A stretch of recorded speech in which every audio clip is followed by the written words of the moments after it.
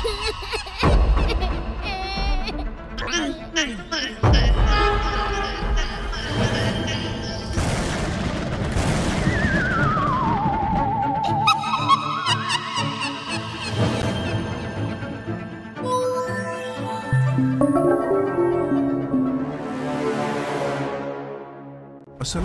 warahmatullahi wabarakatuh.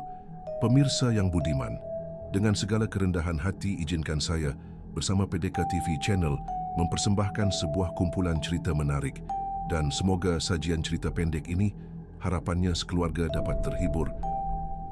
Cerita inspiratif yang berjudul Langkah Kecil Marni Membangun Perpustakaan Desa. Kisah ini ditulis oleh Muhammad Syabir dan jangan lupa like, komen serta subscribe-nya agar kami lebih bersemangat membuat cerita selanjutnya. Di suatu hari di sebuah desa kecil yang dikelilingi sawah hijau, yang sebentar lagi akan dipanen oleh para petani, di sanalah tinggal seorang anak perempuan bernama Marni yang baru berusia 10 tahun. Meskipun masih kecil, Marni punya mimpi besar. Ia ingin membangun perpustakaan untuk anak-anak di desanya. Setiap sore Marni selalu duduk di bawah pohon beringin dan membaca buku pinjaman dari sekolah. Ia tahu banyak teman-temannya tak punya buku, dan beberapa bahkan tak bisa membaca.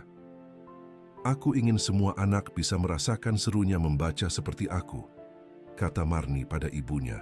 Tapi Marni bukan anak yang hanya bermimpi, ia mulai bertindak. Ia mengumpulkan buku bekas dari rumah ke rumah, membersihkannya, dan menyusunnya di sebuah rak tua di rumahnya. Ia juga mengajari anak-anak yang lebih kecil membaca, meski hanya bermodalkan papan tulis kecil dan kapur. Lambat laun, banyak orang dewasa yang melihat semangat Marni dan ikut membantu. Ada yang menyumbang buku, ada yang memperbaiki rak, dan bahkan kepala desa akhirnya memberikan sebuah ruangan kosong di balai desa sebagai perpustakaan Marni. Kini, perpustakaan itu jadi tempat belajar dan berkumpul anak-anak. Dan semua itu berawal dari satu mimpi kecil seorang anak berusia 10 tahun. Tahun demi tahun berlalu, Marni tumbuh menjadi remaja yang cerdas dan penuh semangat. Ia dikenal di sekolah sebagai murid yang rajin dan tak pernah berhenti belajar dan membantu. Perpustakaan kecil yang dulu ia bangun kini sudah menjadi bagian penting dari desa mereka, dan banyak anak-anak yang jadi lebih pintar karena Marni. Hingga pada suatu hari, karena semangat dan prestasinya, Marni mendapat beasiswa untuk melanjutkan pendidikan ke kota. Ia mengambil jurusan pendidikan di universitas ternama.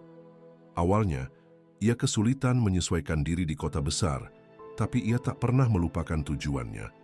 Belajar agar bisa kembali dan mengubah desanya menjadi tempat yang lebih baik. Sehingga pada masa 4 tahun kemudian, Marni lulus dengan predikat terbaik dengan nilai prestasi yang membanggakan. Ia bukan hanya membawa gelar sarjana, tapi juga membawa banyak ide untuk membuat perubahan. Marni kembali ke desa dengan hati penuh harapan.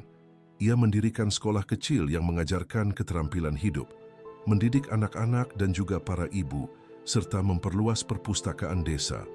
Ia mengajak pemuda-pemudi desa untuk ikut terlibat membangun kampung halaman mereka.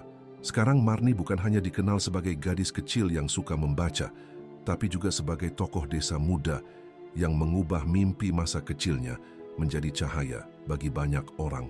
Nah, pemirsa yang budiman, demikianlah cerita ini menjadi renungan dalam kehidupan yang kita jalani. Dan adapun pesan moral dari kisah ini, tak perlu menunggu besar untuk melakukan hal hebat. Dengan niat baik, semangat, dan langkah kecil, kamu bisa menginspirasi dunia di sekitarmu. Ilmu adalah cahaya, tapi cinta untuk kampung halaman adalah pelita.